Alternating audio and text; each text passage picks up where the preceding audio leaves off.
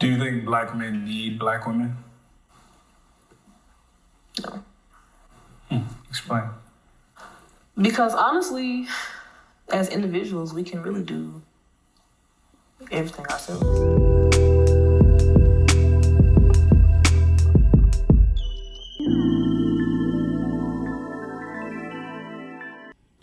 YouTube, you now rocking with the motherfucking greatest. Thank you rocking with me, Big D, back here. The OCP reacts. We back with another reaction video. Back with content creator again. We need to talk. Always having dope discussions, dope ladies on here. Title of this video is called Cognitive Dissonance and a Johari Window. We're gonna see what they're talking about. But before we get into that, hit the like button, subscribe. We want to know your comments. Leave comments down. See how you feel about this video. Follow me at on Instagram. I'll leave the link down in the description. I got a weekly podcast that drops here on YouTube and on audio, Spotify, Anchor, Google. Check that out. I'll leave the link in the description as well. Merch, link in the description as well. But we're going to get into the discussion, see what they're talking about. Let's go. So right now you feel like you need a man? I wouldn't say need. I wouldn't say need, but I do desire to have a significant other. Explain the difference to me. Need would be, from my perspective, it would be like there's something that I want a man to do for me that I don't want to do myself. Or I just need someone to fill in space on times where I feel alone. Or I want somebody to take me to go get that pedicure instead of me having to do it for myself, versus me wanting someone that will fit my lifestyle, or, you know, someone I can bounce all the ideas off of, a connection. Do you think black men need black women? No. Explain. Because honestly, as individuals, we can really do everything ourselves. Because I feel like a lot of black men say they need a woman. They think about cooking and cleaning and stuff like that. But to sustain life, I don't think black men need women. So, I would say realistically, I mean, as far as a man on just a man level, yeah, men can survive without women, period. Yes, men can survive because we can't cook, we can't clean, we can do all that. We don't have to have a kid, we don't have to do anything, but our purpose is to have kids and bring to life and into this world and lead, to lead a family and things like that. But so we do need women. Our purpose in life is to lead something, and we need somebody to lead. So yes, we do need black women in our lives. So that's why I disagree with her at. On a surface level, yeah, but realistically, we do need. I'm gonna give you my opinion in a second, but I want to explore it a little bit. Do you think that's a productive way of thinking? If black men are on this corner saying we don't need women, and black women are on that corner saying we don't need men, do you think that is a productive paradigm? No, it just sounds good. Why do you think it's not productive? I don't know, like, I'm lost in this question. Why do you think it just sounds good? Because, like, in the black community, that's how we all feel. Like, I don't need a man, I don't need a woman. It's just, people say they do, but deep down inside, all you gotta do is trigger a button and it'll come out instantly. Oh, I don't need these females. I don't need them. I don't need a man. I don't need them. you hear it from every angle. As soon as someone gets upset about something, it's on. But for you, So yeah, I think what happens is people, a lot of times people say, I mean, they fall into this social media narrative, and social media telling them how to think, and oh, they don't need this, and society telling people they don't need this and they don't need that, and they got instant gratification to a bunch of different things. But people that say they don't need a man or they don't need a woman, they're just lying to themselves. They just don't know how to properly interact with another person and make it work. And that is the net of that whole situation. When people say that they're either scared to be with somebody, they don't know how to be with somebody, and they just haven't figured out how to make it work.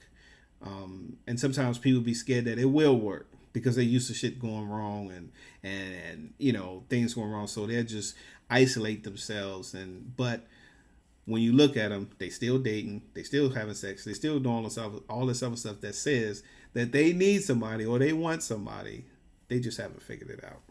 But let's go. do you feel like it's a problem? Do you feel like it's an issue? Honestly, if you don't, that's fine. But do you feel that it's an issue? Of course. Why do you think it's an issue? There's no love.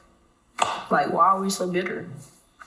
Instead of like seeking out ways to pull greatness out of each other, we're against each other, saying, oh, I don't need you for this and I don't need you for that. It just doesn't make sense. How can you hold both those thoughts simultaneously? The thought of it's not good, it's not productive, and I don't need a man. How do you hold both those thoughts? Yeah, they contradict each other. To be honest, I don't know. This is a tough question. So she says she don't know because she's just spewing out the first thing that come to mind, what she's been conditioned to respond with. It's she knows what she's been fed into her mind, but she knows what's the right thing. You understand what I'm saying? Like, it's the thing. It's like, yeah, I don't need. You want to say this, but you know that you actually need somebody. And what she said is there's no love because we so broken. We don't know how to give love. We don't know how to give love. We don't know how to give love. We don't know how to receive it. Because a lot of us didn't grow up with a lot of love in our house and stuff like that. But we don't know how to give it. We don't know how to receive it. We don't know what it looked like. And then when we do get it, it's so new to us that we push it away. And a lot of times we push it away and we'll go deal with something that we think is love, but it's not. It's what we used to from our childhood.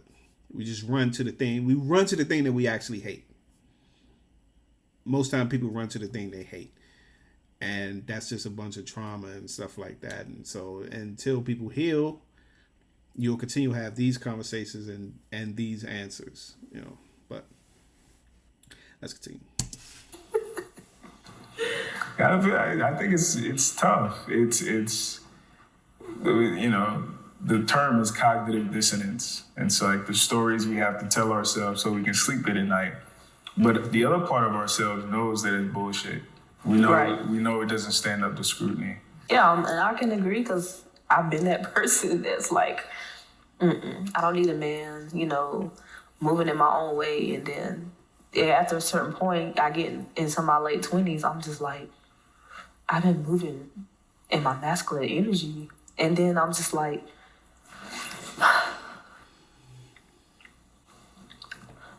I should have a man in my life.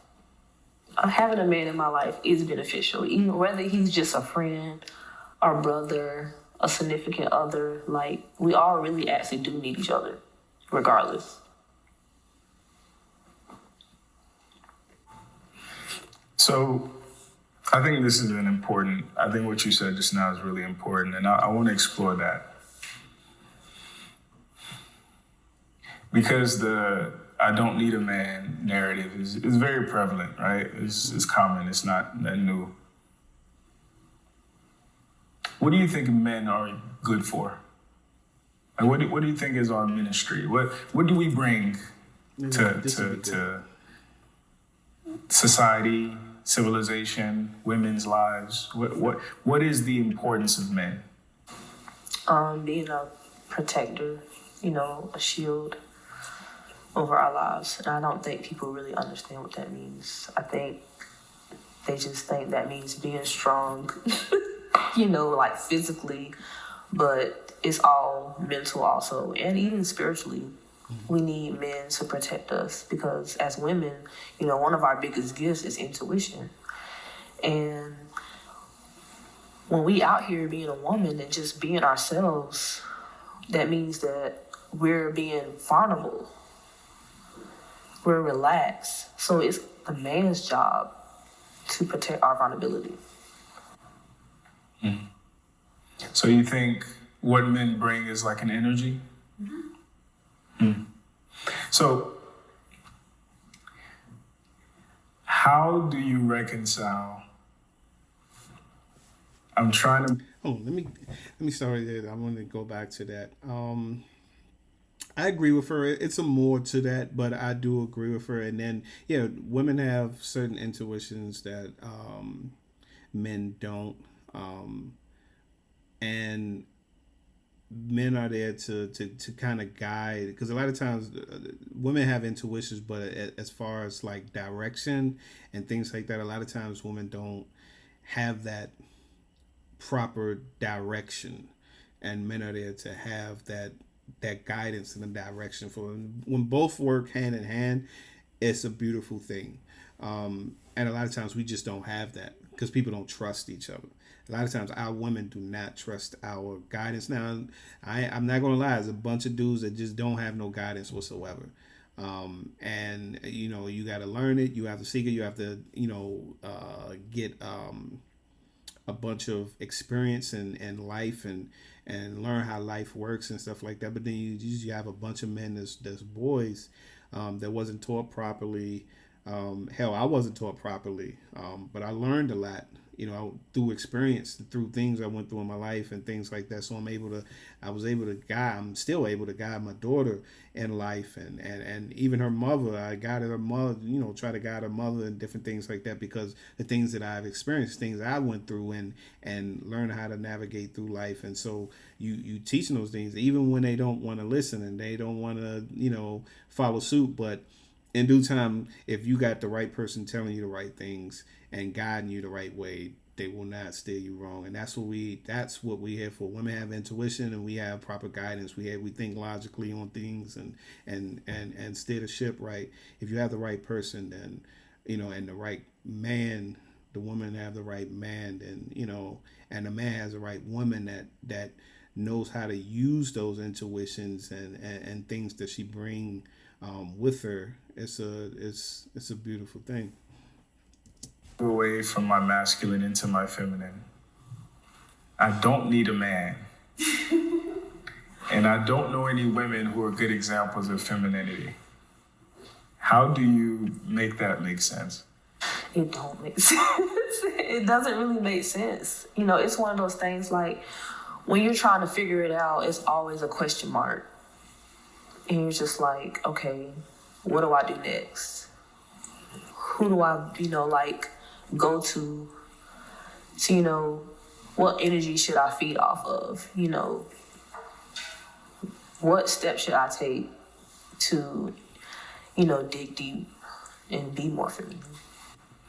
So there's this concept in psychology. It's called the Joe Harry window.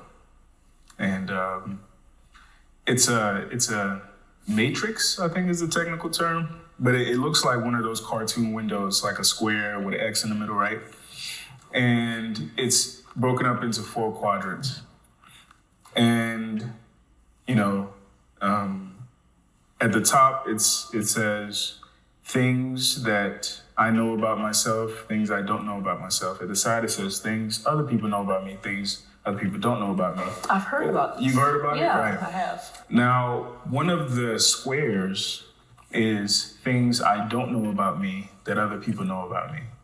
So an example would be like, you got broccoli in your teeth.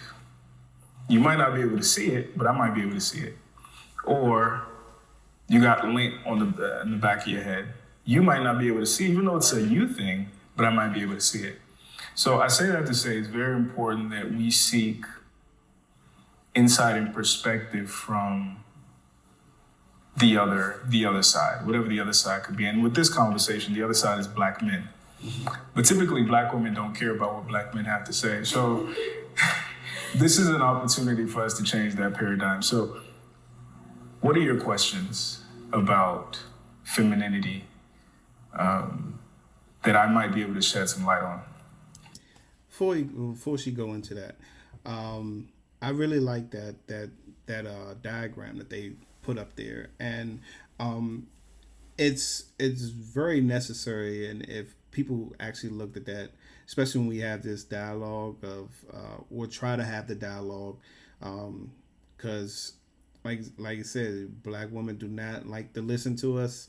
Nobody can actually say anything to them. Even another black woman can't say anything to them, and they don't even try to talk to each other because they know it's one of those things where they don't like to rock the boat or whatever. So it's like if nobody's talking to nobody, or if I can't talk to you as a black man to a black woman, or you can talk to me, but I can't talk to you, then we're not getting anywhere, and you're not learning anything. If you just break it down on a regular level, even with friendships, it's like you have to have friends that basically pull you on your shit and tell you what you're doing wrong and how you're wrong and what you need to do to get better or whatever, this or another. Like, I have friends like that. And when I'm in, say if I'm in a relationship or I'm trying to talk to somebody, and I can gauge, and when I'm gauging who I'm going to deal with, I'm gauging how can I go to that person and talk to them about different things, different problems, whether it's me or them, and how does that conversation go? Because if we can't have those type of conversations, no need for me to move forward, because nothing is ever going to get settled, because I can't come to you and talk to you about you. Or, if I had those problems, you can't come and talk, so nothing gets settled. It moves us nowhere. So that's a big thing. I really like that diagram. But let's go.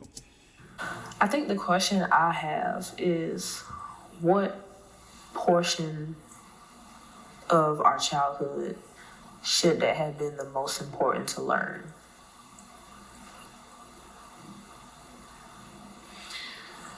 So I read somewhere that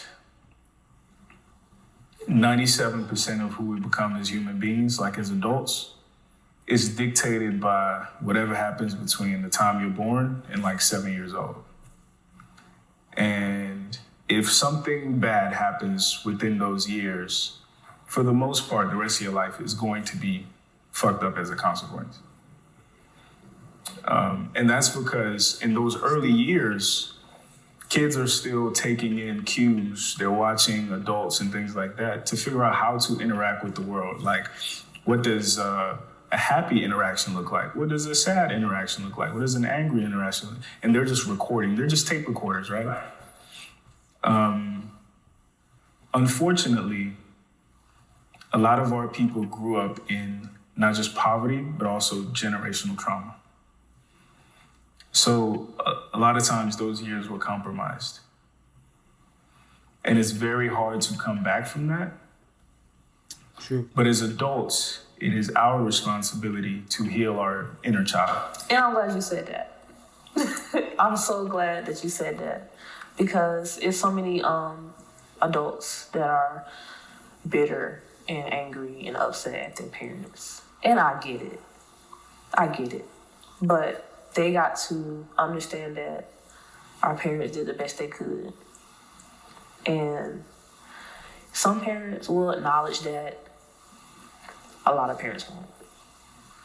And I think a lot of people will sit in bitterness and pain and trauma and constantly blaming the parents, either being distant or acting out, instead of, rolling up their shoulders, looking in the mirror and say, hey, this is my life. let me figure out how to fix it. That's true. I really like what he said, and the way he broke that down. As far as the first 7 years, and I just think back. I like there's a part of my childhood I don't remember. I got hit by a car when I was young, and I don't remember anything before before that. But that's real interesting to hear that you know that's saying. I don't know how true it is or not, but it's very interesting. But on what she to go over what she was saying, yeah, most of the things that most of the traumas that we've dealt with, as far as kids and things like that, like it affects you, but you're an adult now. You gotta get yourself above that and notice the things that trigger you, and notice the things you need to overcome, and overcome those things and get yourself back there on the playing field, and not have that affect you and affect your relationships or whatever. And I know what my daughter, I used to tell her, like, hey, anything I did wrong, anything because I didn't want her growing up with like bitterness towards me or mad at me for something that I had no clue of. She was mad or whatever, this and that. So I always wanted to try to have that open, line of communication, of if there's anything I'm doing wrong, if anything, what I'm saying, because I didn't want to grow up with that, with any type of resentment towards me or whatever, and she harbored that and used that in the world and stuff like that. And we have to recognize those things about ourselves, and